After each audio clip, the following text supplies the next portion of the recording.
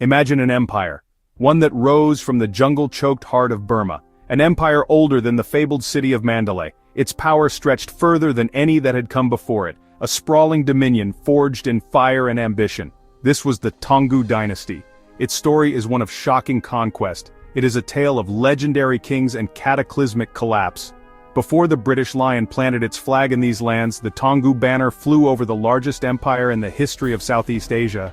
Yet today, its name is often lost to the mists of time, overshadowed by the grandeur of pagan before it and the colonial drama that followed. But its impact was immense, shaping the very map of modern Myanmar. The stage for this epic was set by chaos. For centuries, the pagan empire had been the center of the Burmese world. Its thousands of temples still stand as a testament to its glory. But by the late 13th century, that empire had crumbled. Mongol invasions from the north shattered its power, its authority evaporated. Burma fractured into a patchwork of squabbling kingdoms and petty fiefdoms. The Shan states rose in the north. The Mon kingdom of Hanthawaddy Pegu flourished in the south. In this fractured landscape, a new power began to stir. It did not emerge from the old established centers of power. It was born in a small remote outpost, nestled among the hills of the Sitong River Valley. The town was called Taungoo, meaning hill spur. It was a frontier settlement, a refuge for those fleeing the constant warfare that plagued the plains. It seemed an unlikely cradle for an empire. Yet, it was perfectly positioned. The founder of this remarkable dynasty was a man named Myinyaung. He ruled from 1485, and he was a master of frontier politics. He was shrewd, patient, and utterly pragmatic. Myinyaung understood the shifting tides of power in post-pagan Burma. He knew that the powerful Ava kingdom to his north was weakening, locked in a desperate struggle with the Shan states. He saw his chance. While the great powers exhausted themselves in endless wars, Myinyaung focused on consolidating his own small territory. He built fortifications. He welcomed refugees, swelling his ranks with loyal followers. In 1510, he made a pivotal move. He formally declared Taungoo's independence from Ava. It was a bold declaration, a challenge to the old order. To mark this moment, he founded a new, heavily fortified capital city, Ketumati. It was a statement of intent, a symbol of his growing ambition for a future beyond the confines of his small valley kingdom. By the time of his death in 1530, Taungoo was no longer a mere outpost. It was the single most dynamic and organized power in a deeply fragmented Burma. He had created the perfect springboard for empire, but he would not be the one to make the leap. The imperial project began with Myinyaung's son, Tabinshwehti. He ascended the throne in 1530, a young man of just 14, but he possessed a burning desire to fulfill his father's dream. He was not a cautious builder like his father. He was a warrior king, a born conqueror. He saw the fractured landscape not as a threat but as a map of future conquests. His first target was the wealthy and powerful Mon kingdom of Hanthawaddy Pegu in the south. This was a massive gamble, but Tabinshwehti had an ace up his sleeve, a new model army, disciplined, loyal, and increasingly equipped with modern firearms supplied by Portuguese mercenaries. His campaigns were relentless and innovative. He did not just rely on brute force, he used brilliant tactics and psychological warfare to overcome his enemies. His chief general and childhood friend Bayinnaung was a military genius in his own right. Together they formed an unstoppable partnership. They bypassed heavily defended cities, striking at weaker points. They used their Portuguese arquebusiers and cannon to devastating effect, shattering traditional armies that relied on elephants and swords. After years of brutal warfare in 1539 they captured the great port city of Pegu.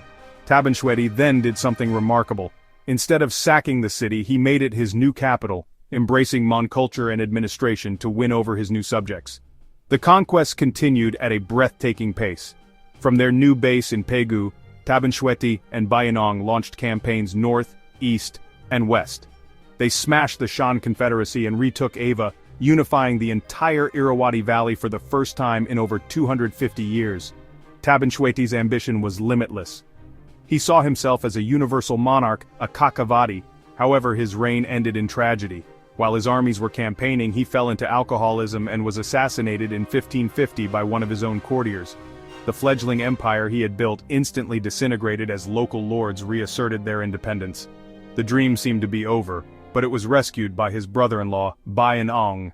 Bayinnaung's empire was, honestly, a military juggernaut. His reign from 1550 to 1581 was one of almost constant warfare.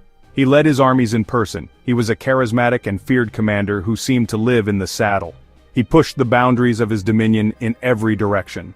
He launched massive invasions of the powerful kingdom of Ayutthaya in Siam, capturing its capital in 1569 after a long and brutal siege.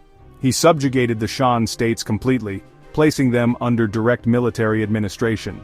He marched north into the lands of present-day Manipur in India, and east into what is now Laos and Cambodia. At its height, Bayinnaung's empire stretched from the borders of India to the edges of Vietnam. But you know, this vast empire was not just built on raw power, it was also a masterpiece of logistics and diplomacy. Bayinnaung understood that he could not rule this sprawling, diverse territory by force alone. He established a system of vassalage. Conquered kings and princes were often allowed to keep their thrones, provided they swore absolute loyalty to him, paid tribute, and supplied troops for his endless campaigns. He also promoted a shared identity based on Theravada Buddhism, positioning himself as its supreme patron and defender. He built pagodas, standardized religious texts, and sponsored missions, using faith as a powerful glue to bind his multi-ethnic empire together. He was a ruthless conqueror, but also a canny statesman. Life in the capital, Pegu, reflected the empire's immense wealth. It became one of the most magnificent cities in Asia. European visitors who managed to reach it were stunned by its scale and opulence. The royal palace, Kanbausatthadi, was a gilded wonder, its roofs gleaming with gold that could be seen from miles away. Tribute flowed in from every corner of the empire, timber from the Shan hills, jewels from the mines, rice from the fertile delta, and exotic goods from the maritime trade that flourished in his ports. This wealth funded his enormous armies, which could number in the hundreds of thousands, equipped with thousands of war elephants, cavalry, and the latest firearms from Portuguese traders. It was, honestly, a dizzying spectacle of power. Despite his fearsome reputation as a warrior, Bayinnaung was also known for a degree of religious tolerance, especially towards the foreigners who brought him wealth and military technology. Portuguese mercenaries, Muslim traders, and Armenian merchants found a place in his cosmopolitan capital. Beneath the glittering surface of Bayinnaung's empire, deep structural weaknesses were already present. The entire system was dangerously over-centralized, revolving almost entirely around the king himself. It was not a modern state with a professional bureaucracy. Instead, it was a traditional feudal network based on personal oaths of loyalty to Bayinnaung.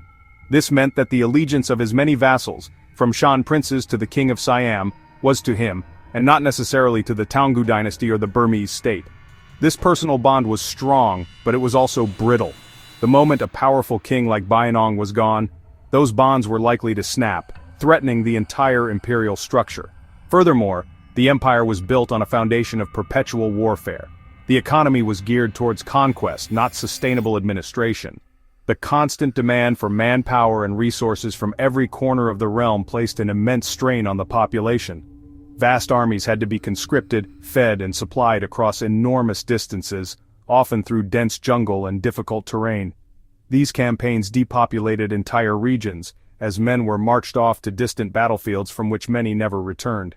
The sheer size of the empire was another critical problem. In the 16th century, communication across such a vast territory was incredibly slow and difficult. A rebellion in a distant vassal state might take months to even be reported back to the capital in Pegu. This policy of hegemony by force was effective in the short term, but it bred deep resentment among the conquered peoples, who were just waiting for a moment of weakness to rise up and reclaim their freedom. When Bayinnaung died on campaign in 1581, these hidden cracks immediately split wide open. His son and successor, Nanda Bayin, inherited an empire at its absolute zenith, but he did not inherit his father's charisma or military acumen. Almost immediately, the carefully constructed system of personal loyalty collapsed. The king of Ayutthaya, Naresuan, declared independence, sparking a massive rebellion. Other vassal states quickly followed suit. Nanda Bayin spent his entire reign frantically trying to hold his father's empire together, launching multiple disastrous invasions of Siam that bled his kingdom of men and resources. The fall from the heights of Bayinnaung's reign was swift and brutal.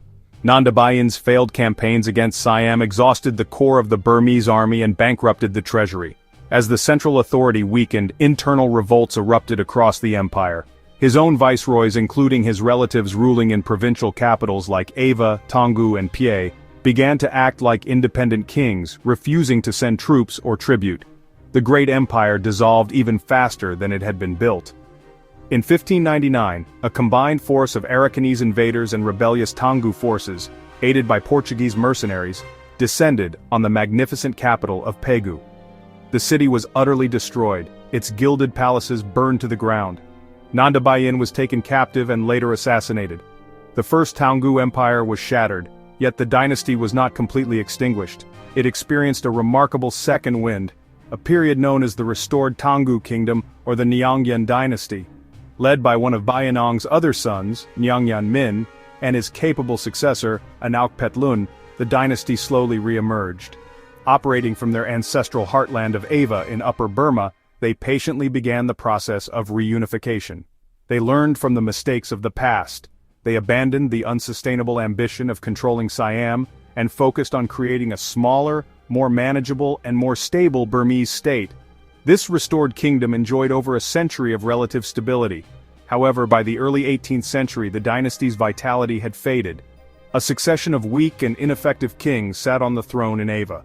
The final blow came in 1752. The restored Hanthawaddy kingdom, led by the Mon, swept north from Pegu and captured the capital, Ava. The last Taungoo king was taken away in disgrace, bringing the 266-year-old dynasty to an ignominious end. Yet, its legacy was profound and lasting. The Taungoo kings, particularly Bayinnaung, had forged a concept of a unified Burma, drawing together the diverse peoples of the Irrawaddy Basin into a single political entity. Their conquests established borders that bear a striking resemblance to those of modern Myanmar. The legal and administrative systems they developed provided a foundation for future Burmese states, and the legend of Bayinnaung, the ultimate warrior king, endures in Burmese history as a powerful symbol of national unity and martial glory. The forgotten empire may have fallen, but its shadow still stretches across the land.